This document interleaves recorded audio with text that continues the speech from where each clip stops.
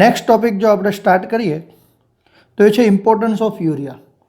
Last લેક્ચરમાં આપણે જોયું તો કાઉન્ટર કરંટ ક્રિયાવિધિ, અને કાઉન્ટર કરંટ ક્રિયાવિધિમાં બે વસ્તુ ખાસ ઇમ્પોર્ટન્ટ હતી, એક NaCl અને એક યુરિયા.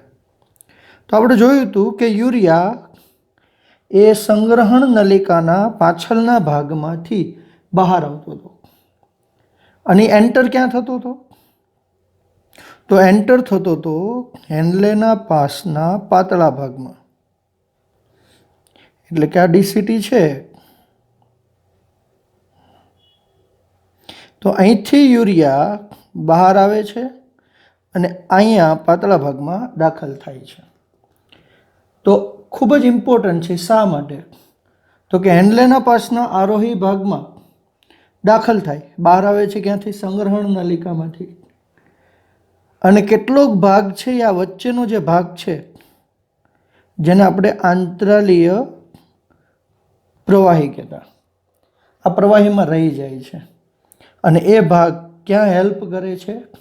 તો સાંદ્રતા જાળવવા માટે મદદ કરે છે, જેથી યુરિનને સાંદ્ર બનાવી શકાય.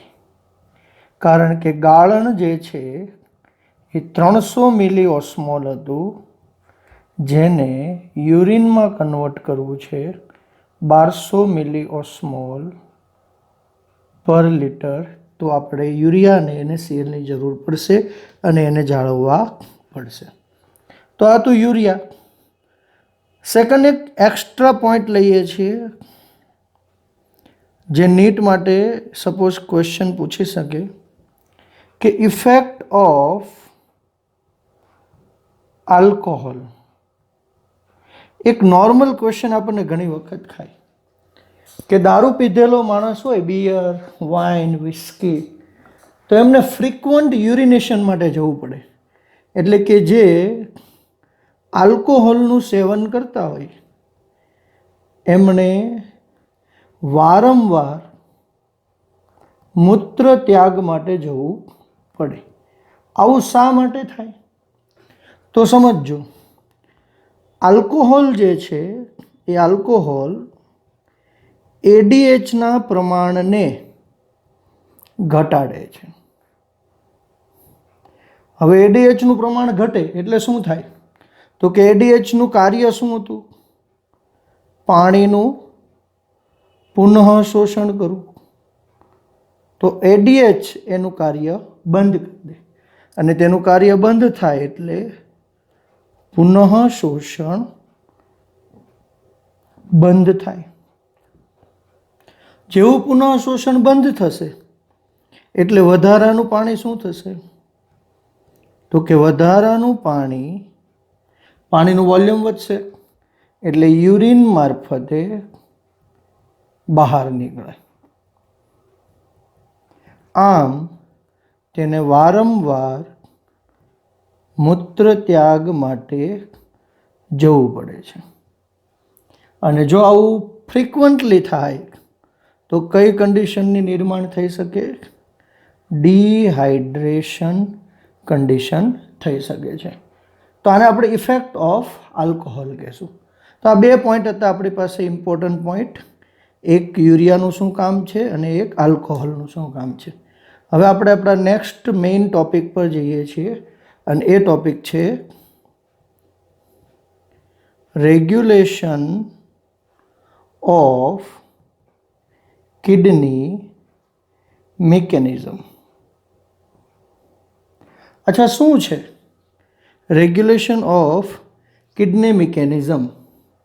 કોણ કરશે મૂત્રપિંડના અથવા મૂત્રપિંડની ક્રિયાવિધિનું નિયમન? જો આ બધા ક્વેશ્ચન એક્ઝામમાં તમને કઈ રીતે પૂછી શકે?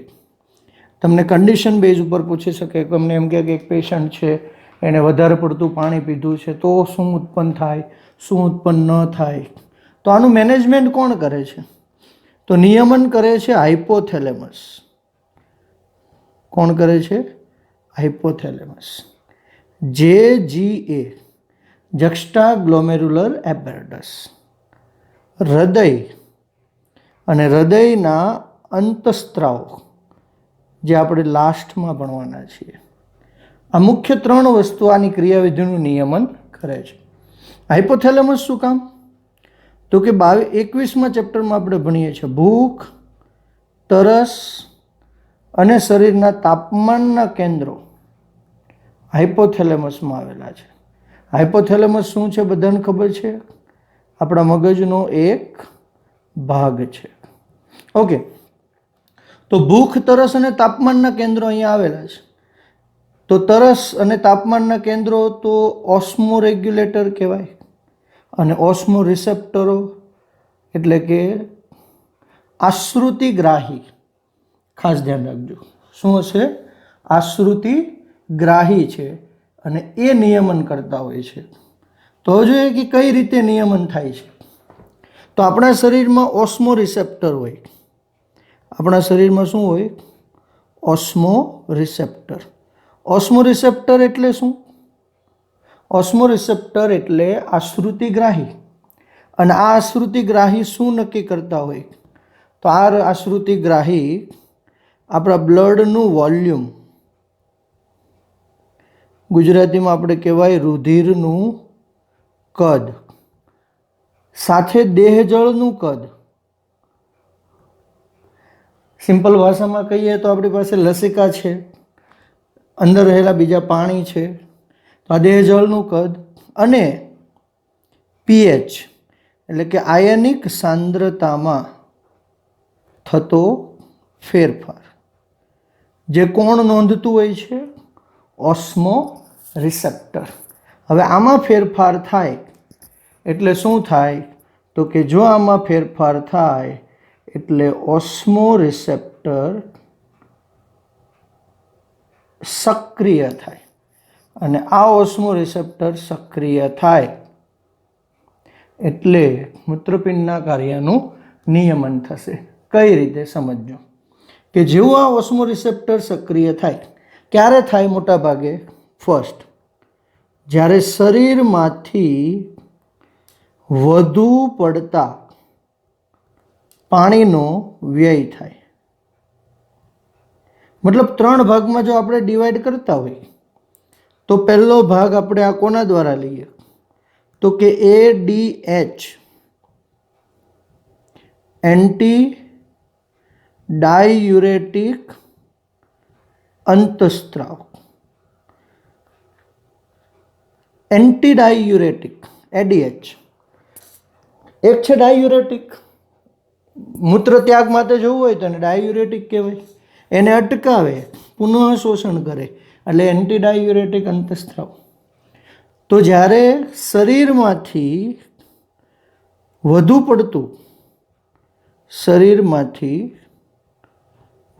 પડતા પાણીનો વ્યય થાય એટલે રિસેપ્ટર સક્રિય થાય. હવે પાણીનો વ્યય થયો એટલે રિસેપ્ટર સક્રિય થયું. રિસેપ્ટર સક્રિય થાય ક્યારે? લાઈક આપણી પાસે બ્લડની ઓસ્મોલારિટી છે 300 મિલી ઓસ્મોલ પ્રતિ લિટર. હવે એનાથી વધે. કેમ? તો પાણીનો વ્યય થયો. એટલે હાઇપોથેલેમસ, સમજો, હાઇપોથેલેમસ તરસ લગાડે. આપણે કે તરસ લાગેલી છે, કેમ? તો કે પાણીનો વ્યય થયો છે. હવે તરસ લાગશે, તેની સાથે સાથે હાઇપોથેલેમસ ADH ઉત્પન્ન કરે, જેનો સ્ત્રાવ થાય પશ્ય પિટ્યુટરી ગ્રંથિ. હવે આપણે ઓલરેડી ભણી ગયા છીએ 21મા ચેપ્ટરમાં કે પશ્ય પિટ્યુટરી ગ્રંથિને હાઇપોથેલેમસ સાથે ન્યુરો હાઇપોફાઇસિસ દ્વારા જોડાયેલી હોય. તો ન્યુરો હાઇપોફાઇસિસ શું કરશે? એડીએચનો સ્ત્રાવ કરશે અને જેવું એડીએચ મુક્ત થાય આ એડીએચ ફરીથી પાણીનું શું કરશે? પુનઃ શોષણ શરૂ કરે, કારણ કે એને બેલેન્સ કરવાની છે ઓસ્મોલારિટીને. અને માનો કે કદમાં હવે પાણીનું પુનઃ શોષણ થઈ ગયું, તેથી કદમાં શું થયો? વધારો થયો. જેવો કદમાં વધારો થાય એટલે જે રિસેપ્ટર છે અથવા જે ગ્રાહી છે એ રિસેપ્ટર નિષ્ક્રિય થઈ જાય. એટલે આપણે જુઓ કે જ્યારે તમે પાણી વધુ પીવો છો ત્યારે એડીએચ ઉત્પન્ન થતો નથી, એડીએચ ઉત્પન્ન નહીં થાય. અને જ્યારે પાણી દિવસ દરમિયાન ઓછું પીવો છો, ઓછું પીવાય અથવા બિલકુલ પીવાતું નથી, ઓછું પીવાય અથવા તો બિલકુલ ન પીવાય, તો શું થાય? તો આ દરમિયાન એડીએચ મુક્ત થાય અને એ પાણીનું શું કરે? પુનઃ શોષણ કરે. તો આ નિયમન કોના દ્વારા થતું નિયમન હતું? એડીએચ દ્વારા નિયમન. સમજો કે બોડીના કદમાં વધારો થયો એટલે રિસેપ્ટર નિષ્ક્રિય થયા. તરત જ એનું વિરુદ્ધ નિયમન શું થયું? તો કે જેવું બોડીની અંદર પાણી ઓછું થાય છે એટલે એડીએચ શું થાય છે? મુક્ત થાય છે. આમ એકબીજાને અવરોધે છે કોણ? તો કે દેહજળના કદમાં થતો વધારો અને ઘટાડો. ઓકે, આ કોના ઉપર અસર કરશે? તો કે આ અસર બ્લડ પ્રેશર ઉપર પણ કરે. કેમ બ્લડ પ્રેશર ઉપર અસર કરે? સિમ્પલ છે, રાસ સિસ્ટમ આપણે ભણવાના જ છે, છતાં આપણે ભણીએ. જો પાણીનું પુનઃ શોષણ બંધ થઈ જાય, પાણીનું પુનઃ શોષણ બંધ થઈ જાય તો વોલ્યુમ વધી જાય. વોલ્યુમ વધી જાય, લાઈક ફોર એક્ઝામ્પલ આપણે અગાઉ વાત થઈ હતી એમ 6 લિટર બ્લડ છે અને 1.5 લિટર જેટલું પાણી ઉમેરાણું તો 7.5 લિટર કદ થયું. તો 7.5 લિટર કદમાં બ્લડ પ્રેશરમાં વધારો થાય. એ ન થાય એટલે શરીર શું કરશે? પાણીનો ત્યાગ કરશે. આ દરમિયાન એડીએચ ઉત્પન્ન થતો નથી. એ જ રીતે 6માંથી 1 લિટર બાદ થયું, 5 લિટર વધ્યું. હવે આ 5 લિટરમાંથી પણ ઓછું ન થાય એટલે બોડી એડીએચ મુક્ત કરે અને એડીએચ શું કરશે? પાણીનું પુનઃ શોષણ કરે. તો આ રીતે એક નિયમન કોના દ્વારા થાય? એડીએચ દ્વારા થાય છે. બીજું નિયમન, સેકન્ડ નિયમન, આ બહુ ઇમ્પોર્ટન્ટ છે, ક્વેશ્ચન પૂછાય, જેને આપણે રાસ સિસ્ટમ કહીએ છીએ. રેનિન, એન્જિયોટેન્સિન, આલ્ડોસ્ટેરોન સિસ્ટમ જે નિયમન માટે કામ કરે છે. સમજો. હવે જ્યારે વચ્ચે આપણે એક પોઈન્ટ હતો કે ભાઈ રેનિન વાળો પાર્ટ આવશે ને ત્યારે આપણે જે એનું કામ શું છે એ ભણીશું. તો અહીંયા આપણે આ ભણશું એટલે ઓટોમેટિકલી આપણને ખ્યાલ આવી જશે કે રેનિન કઈ રીતે કામ કરે છે. તો રેનિન, એન્જિયોટેન્સિન, આલ્ડોસ્ટેરોન સિસ્ટમ કઈ રીતે વર્ક કરે છે એ સમજીએ. ચલો અહીંયા ધ્યાન રાખજો ખાસ.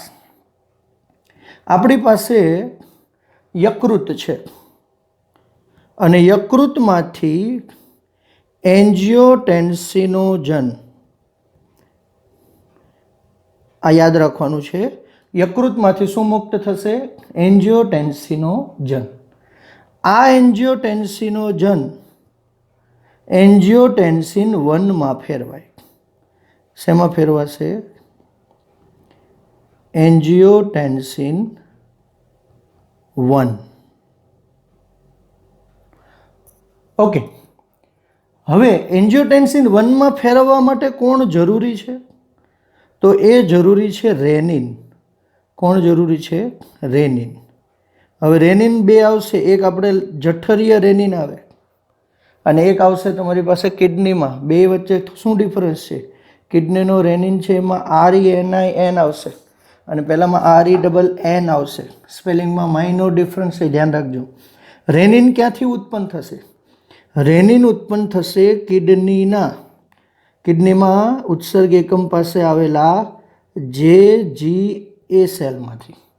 એટલે કે જક્સ્ટા ગ્લોમેરુલર એપાર્ટસ શેનો સ્ત્રાવ કરશે? રેનિનનો. ક્યારે કરે?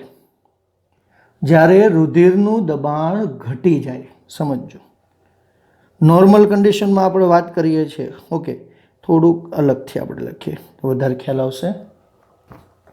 સમજો, રુધિરનું દબાણ ઓછું છે. હવે રુધિરનું દબાણ ઓછું હશે ક્યાં? તો કે ઉત્સર્ગ એકમમાં. એટલે કોનું દબાણ ઓછું થશે? એટલે રુધિર કેશિકા ગુચ્છનું દબાણ ઓછું થાય. હવે રુધિર કેશિકા ગુચ્છનું દબાણ ઓછું થાય એટલે શું ઓછું થઈ શકે? GFR ઘટે. GFR ઘટશે તો યુરિન પ્રોપરલી બનશે નહીં. એ ન થાય એટલે જ્યારે GFR ઘટે ત્યારે JGA કોષ શું ઉત્પન્ન કરશે? રેનિન ઉત્પન્ન કરશે. ઓકે, તો આ રેનિન ઉત્પન્ન કરશે. એ રેનિનનું કામ શું છે? તો કે યકૃત દ્વારા જે એન્જિયોટેન્સિનોજન ઉત્પન્ન થાય છે, આ એન્જિયોટેન્સિનોજનને શેમાં ફેરવશે? એન્જિયોટેન્સિન 1માં ફેરવે.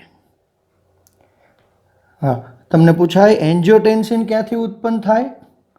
તો એ ક્યાંથી ઉત્પન્ન થાય છે? યકૃતમાંથી.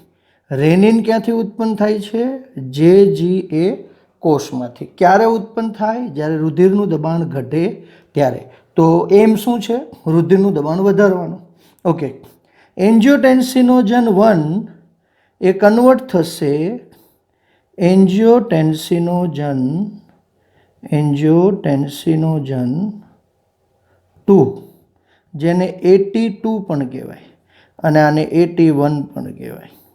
ઓકે, તો AT2માં કન્વર્ટ કરવા માટે અહીંયા એક ઉત્સેચક હોય અને એ ઉત્સેચકને કહેશું ACE, જે ક્યાંથી ઉત્પન્ન થશે?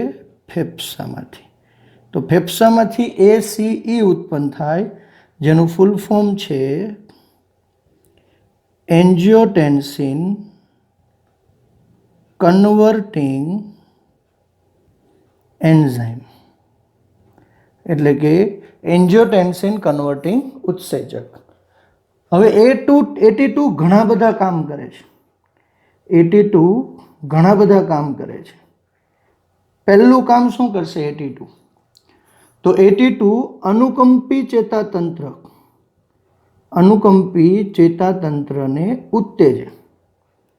હવે અનુકંપી ચેતાતંત્ર શું છે આપણને ખબર છે? સમજો, અનુકંપી ચેતાતંત્ર શું છે? તો કે હૃદયના ધબકારા વધારે. સાથે સાથે અનુકંપી ચેતાતંત્રમાં એક હોર્મોન ઉત્પન્ન થાય, એડ્રીનાલિન. અને આ એડ્રીનાલિન હોર્મોન શું કરશે? એડ્રીનાલિન હોર્મોન રુધિર વાહિનીનું સંકોચન કરે. જેને આપણે વેસો કોન્સ્ટ્રિક્ટર કહીએ. હવે જો રુધિરવાહિની સંકોચાય, માનો કે 5 લીટર રુધિર કે 6 લીટર રુધિર આટલી પાઇપલાઇનમાં જતું હોય અને એ પાઇપલાઇન સંકોચાઈ જાય તો શું થશે? પ્રેશર વધશે, એટલે કે બ્લડ પ્રેશરમાં વધારો થાય. તો બ્લડ પ્રેશરમાં વધારો થયો. નંબર 2, બીજું કામ શું કરશે? તો બીજું કામ કરશે, અહીંયા ધ્યાન રાખજો ખાસ, આલ્ડોસ્ટેરોનનું કામ આવશે. સેકન્ડ ટર્મ કોનું આવશે? આલ્ડોસ્ટેરોન. અચ્છા, આલ્ડોસ્ટેરોન શું કરે છે? તો આલ્ડોસ્ટેરોનનું કાર્ય છે સોડિયમ અને પાણીનું રિટેન્શન કરશે. એટલે કે NaCl અને વોટર આનું શોષણ કરશે, જ્યારે તે K+નો સ્ત્રાવ કરશે. NaCl અને પાણી એનું શું કરશે? શોષણ કરશે અને K+નો સ્ત્રાવ કરશે. તો હવે સોડિયમ પણ પોતે શું છે? વેસો કોન્સ્ટ્રિક્ટર છે. હવે એક બાજુ સોડિયમ વેસો કોન્સ્ટ્રિક્ટર એટલે રુધિરવાહિનીનું શું કરે? સંકોચન કરે. રુધિરવાહિનીનું સંકોચન થઈ ગયું એક બાજુ, અને બીજી બાજુ પાણી કદમાં શું કરશે? વધારો કરશે. તો પાણીએ કદમાં શું કર્યો? વધારો કર્યો. હવે આ બંને એક સાથે થાય એટલે શું થાય? બ્લડ પ્રેશર વધે. તો આ બીજું કામ થયું. ત્રીજું કામ, તો ત્રીજું કાર્ય શું છે?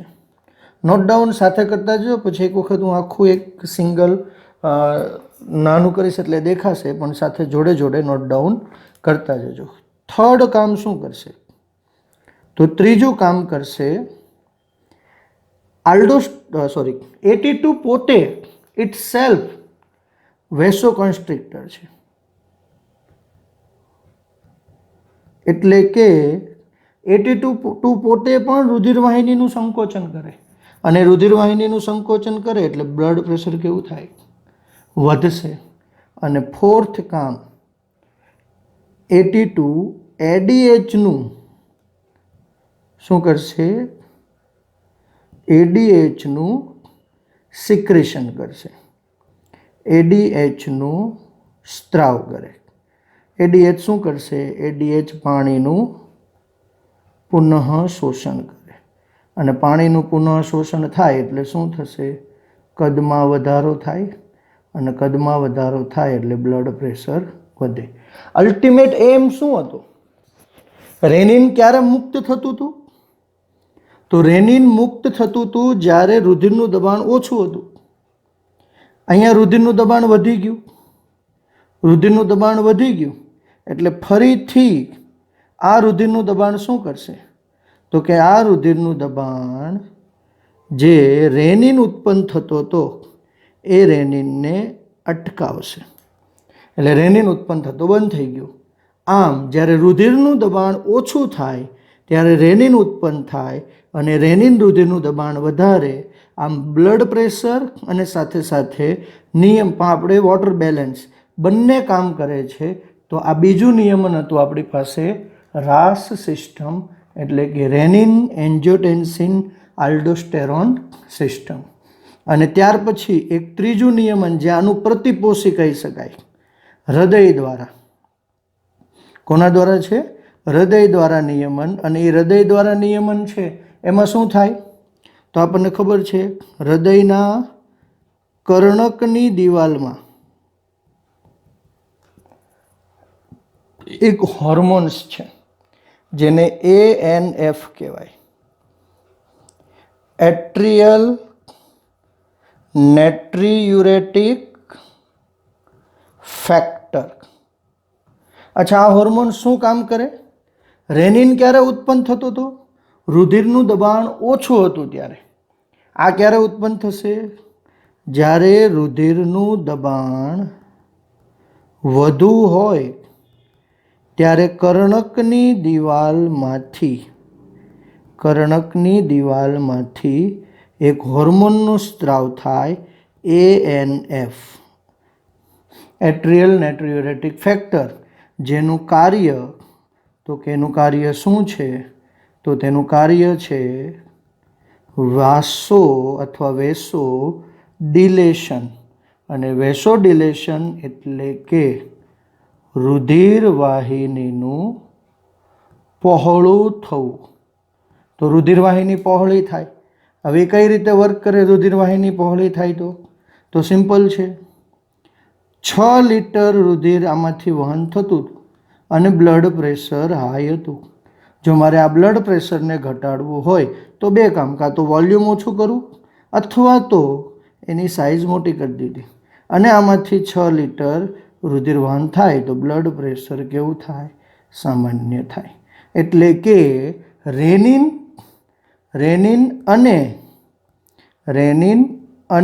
ANF આ બંને એકબીજાના પ્રતિપોષી નિયમન કરે છે એવું કહી શકાય. રાઈટ. ચલો, તો આ બે હતું.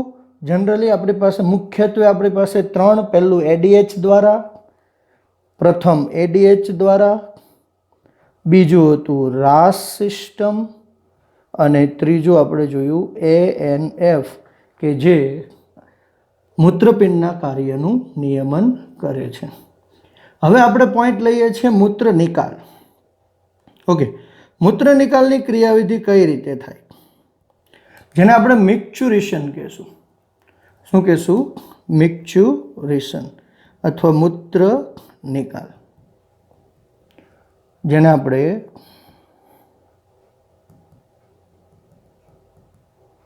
મિક્ચુરેશન કહેવાય. ઓકે, અહીંયા ધ્યાન રાખજો કે ઉત્સર્ગ એકમ દ્વારા જે યુરિન બનેલું છે એનો ટેમ્પરરી સ્ટોરેજ ક્યાં થયો હતો? એનો ટેમ્પરરી સ્ટોરેજ થયો હતો યુરિનરી બ્લેડરમાં. એટલે કે ટેમ્પરરી સ્ટોરેજ યુરિનરી બ્લેડરમાં થયો હતો, મૂત્રાશયમાં. અને આ મૂત્રાશય જ્યારે ભરાઈ જાય ત્યારે એમાંથી યુરિન મુક્ત થાય એ ક્રિયાને આપણે શું કહીએ છીએ? મૂત્ર નિકાલની ક્રિયા. પહેલાં સરળ રીતે સમજીએ અને પછી થોડુંક એક્સ્ટ્રામાં જઈએ.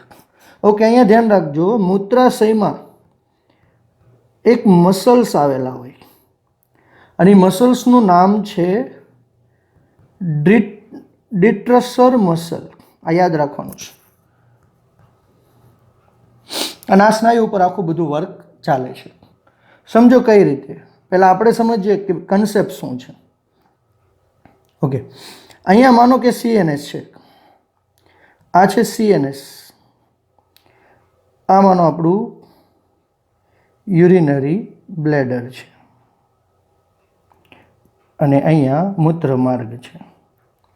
તો આ યુરિનરી બ્લેડર જ્યારે ભરાઈ જાય છે ત્યારે પ્રથમ સંકેત મૂત્રાશયમાંથી નીકળે છે.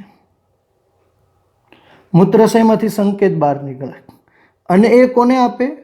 CNSને આપે. CNS ફરી પાછા સંકેતો મૂત્રાશયને આપે, જેને આપણે એક ટર્મ કહેશું મિક્ચુરેશન રિફ્લેક્સ. શું કહેશું? મિક્ચુરેશન રિફ્લેક્સ. આ પરાવર્તી મૂત્ર નિકાલ પ્રતિક્રિયા છે ચેતાવિધિ ક્રિયાવિધિને. હવે એ શું કરશે?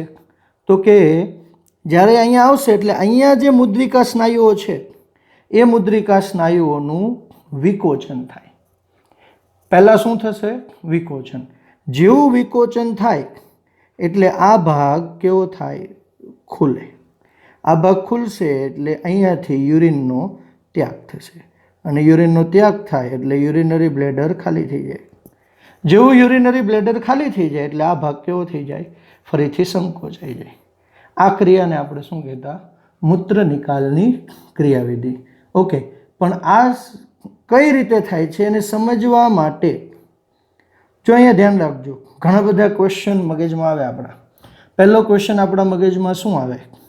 તો આ ક્રિયામાં નાના બાળકમાં શું થતું હોય? નાનું બાળક અને ખાસ કરીને અત્યંત વૃદ્ધ, આ બંને લોકો એવા છે કે જેમના યુરિનરી બ્લેડરમાં કંટ્રોલ રહેતો નથી. તો બાળક નાનું છે, જ્યારે પણ બાળકને યુરિનરી બ્લેડર એટલે કે બાળકનું મૂત્રાશય ભરાય એટલે તરત જ જે કન્ડિશનમાં ગમે તેવા કપડાં પહેરેલા હોય, બાળક એવું કશું વિચારતું નથી અને તે જ જગ્યાએ રિલેક્સ થઈ જાય. આવું શું કામ થાય? કારણ કે અહીંયા બે વાલ કામ કરે છે. એક વાલ છે ઇન્ટરનલ સ્પિન્ક્ટર. કયો વાલ છે? ઇન્ટરનલ સ્પિન્ક્ટર. અને બીજો એક વાલ છે એક્સટર્નલ સ્પિન્ક્ટર. સિમ્પલ ભાષામાં અંદર રહેલા સ્નાયુ. એક અંદર આવેલા સ્નાયુ અને એક બહાર આવેલા સ્નાયુ. આટલું યાદ રાખજો ખાલી. ઇન્ટરનલ સ્પિન્ક્ટર કોના દ્વારા કંટ્રોલ થશે? આ કંટ્રોલ થશે અનુકંપી અને પરાનુકંપી ચેતાતંત્ર દ્વારા. જેનો કંટ્રોલ આપણી પાસે નથી. જ્યારે એક્સટર્નલ સ્ફિન્ક્ટર દૈહિક ચેતા દ્વારા કંટ્રોલ થાય અને એનો કંટ્રોલ આપણી પાસે છે. ઓકે, તો હવે શું થશે? અનુકંપી ચેતાતંત્ર યુરિનરી બ્લેડરને ભરે છે. તે યુરિનરી બ્લેડર એટલે કે મૂત્રાશયને ભરે છે. જેથી શું થશે? જેવું મૂત્રાશય ભરાય એટલે મૂત્રાશયના સ્નાયુઓનું શું થાય? સંકોચન થાય. એટલે કોન્ટ્રેક્શન ઓફ ડિસ્ટ્રસર મસલ. હવે શું થશે? તો કે જેવું આનું કોન્ટ્રાક્ટ થાય એટલે યુરિનરી બ્લેડર ખાલી થાય અને યુરિનરી બ્લેડર ખાલી થાય. જે કામ કોણ કરશે? તો કે અહીંયા જુઓ. હવે આ જે ચેતાઓ છે, પેરાસિમ્પેથેટિક નર્વ અને સિમ્પેથેટિક નર્વ, એ બંનેને નર્વ ઓફ એમ્પટીઇંગ કહેવાય. અને શું કહેવાય? Nerve of emptying. કેમ? તો કે ખાલી કરવામાં હેલ્પ લાગે છે. જ્યારે પેરાસિમ્પેથેટિક નર્વ એક છે અનુકંપી, સમજો, અનુકંપી અને પરાનુકંપી બે છે. ઇન્ટરનલ સ્ફિન્ક્ટર કોના દ્વારા છે? અનુકંપી માટે ખાલી, હા, બંને માટે નહીં. જ્યારે એક છે પરાનુકંપી ચેતાતંત્ર, અનુકંપી ભરવાનું કામ કરે છે. જ્યારે પરાનુકંપી ચેતાતંત્ર શું કામ કરશે? પરાનુકંપી ચેતાતંત્ર ખાલી કરવાનું કામ કરે. એટલે પરાનુકંપીને નર્વ ઓફ એમ્પટી કહેવાય. જ્યારે અનુકંપી ચેતાતંત્ર પૂછાય તો યુરિનરી બ્લેડર ભરે છે અને કોન્ટ્રેક્શન ઓફ ડિસ્ટ્રટર મસલ પણ કહી શકાય. ઓકે, જ્યારે દૈહિક ચેતા શું કરે છે? દૈહિક ચેતા વોલ્યુન્ટરી કંટ્રોલ કરે, ટેમ્પરરી. જ્યારે હ્યુમન સેન્સ ડેવલપ થાય એટલે એને ખ્યાલ આવે અને ટેમ્પરરી મૂત્રાશયને ખાલી થતું અટકાવી શકે છે. હા, પણ ઘણી વખત કોઈ જોરથી અવાજ કરે, ગોળી ફૂટે, ખ્યાલ આવે, અથવા કોઈ એવી condition, emergency condition, accidental condition હોય ત્યારે એડલ્ટની અંદર પણ આ કંટ્રોલ ગુમાવી ચૂકે છે. ત્યારે આપણે ઘણી બધી કન્ડિશનમાં જોતા હોય કે અચાનક કોઈ એક્સિડેન્ટલ કન્ડિશન થઈ હોય ત્યારે આ દૈહિક ચેતા કંટ્રોલ ગુમાવી દે ત્યારે યુરિનરી બ્લેડર ખાલી થઈ જાય છે. તો ફરીથી એક વખત સમજીએ, ઇન્ટરનલ સ્ફિન્ક્ટર અને એક્સટર્નલ સ્ફિન્ક્ટર. ઇન્ટરનલ સ્ફિન્ક્ટર કોણ કંટ્રોલ કરે છે? તો કે ઇન્ટરનલ સ્ફિન્ક્ટર અનુકંપી અને પરાનુકંપી બંને કરે છે. ખાસ ધ્યાન રાખજો, અનુકંપી અને પરાનુકંપી બંને કરે છે. જ્યારે એક્સટર્નલ સ્ફિન્ક્ટર જે છે એ દૈહિક ચેતા કરે છે. એક્સટર્નલ સ્ફિન્ક્ટર કોણ કરે છે? દૈહિક ચેતા. પણ અનુકંપી ચેતાતંત્ર શું કરે છે? અનુકંપી ચેતાતંત્ર યુરિનરી બ્લેડરને ભરે છે, જ્યારે પરાનુકંપી ચેતાતંત્ર યુરિનરી બ્લેડરને ખાલી કરે છે. આટલું યાદ રાખજો. અને યુરિનરી બ્લેડર ક્યારે ખાલી થાય? જ્યારે ડિસ્ટ્રસર મસલ કોન્ટ્રેક્શન થાય ત્યારે. એટલે કે ભરવું અને ખાલી થવું આ બંનેનું નિયંત્રણ કોણ કરે છે? ઇન્ટરનલ સ્ફિન્ક્ટર જ કરે છે. જ્યારે એક્સટર્નલ સ્ફિન્ક્ટર ક્યારે કામ આપે છે? વોલ્યુન્ટરી, એટલે કે આપણે ઐચ્છિક કંટ્રોલ કરવા માગતા હોય ત્યારે. તો આટલું હતું આપણી પાસે મૂત્ર નિકાલની ક્રિયાવિધિ. ઓકે, હવે લઈએ તો એક મનુષ્ય એવરેજ કેટલું યુરિન? તો આપણને ખબર છે કે એક મનુષ્ય ડેઇલી 1 થી 1.5 લીટર જેટલું યુરિનનો સ્ત્રાવ કરે છે, એટલે કે યુરિન ઉત્સર્જિત કરે છે. કલર કેવો હશે? તો કે પેલ યલો, અથવા આપણે એને કહીએ આછા પીળા રંગનું. પીએચ સ્લાઇટલી એસિડિક છે. ઓલમોસ્ટ આપણી બુકમાં 6.0 આપી છે, પણ સ્લાઇટલી એસિડિક હોય છે. વિશિષ્ટ પ્રકારની વાસ ધરાવે છે. વિશિષ્ટ પ્રકારની વાસ. અચ્છા, એનો કલર કોના માટે જવાબદાર છે? ક્વેશ્ચન આવે તો યાદ રાખવાનું છે યુરોબિલિનોજન. યુરોબિલિનોજન અથવા એને યુરોક્રોમ પણ કહેવાય. આ યુરોક્રોમ યુરિનના અથવા મૂત્રના રંગ માટે જવાબદાર છે?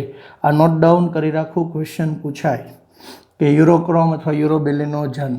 ઓકે, હવે અહીંયા ઘણી વખત ક્વેશ્ચન થાય કે ડૉક્ટર નોર્મલી આપણને જ્યારે પણ કોઈ બીમારી હોય તો ડૉક્ટર શું કરે? યુરિનનો રિપોર્ટ કરાવવા કે. તો યુરિનના રિપોર્ટમાં ખાસ બે વસ્તુ ધ્યાનમાં રાખવાની છે કે જો યુરિનમાં સુગર પ્રેઝન્ટ હોય, એટલે કે ગ્લુકોઝ હાજર હોય, તો એને આપણે શું કહેતા? તો એને આપણે ડાયાબિટીસ મેલિટસ કહીએ છીએ. અને જો કીટોન હાજર હોય તો તેને કીટો યુરિયા પણ કહેવામાં આવે છે. તો આ યાદ રાખવાનું, આને કીટોન યુરિયા પણ કહેવાય છે. ઓકે, સેકન્ડ ઇમ્પોર્ટન્ટ થિંગ્સ, જો કે આપણે અંતઃસ્ત્રાવના કેસીસમાં આપણે આ વાત કરશું 22મા ચેપ્ટરમાં, પણ ઇન્સ્યુલિનની ખામી હોય, ઇન્સ્યુલિનની ખામી છે અથવા અપૂરતું બને છે અને સુગર વધે છે, ગ્લુકોઝ વધે છે,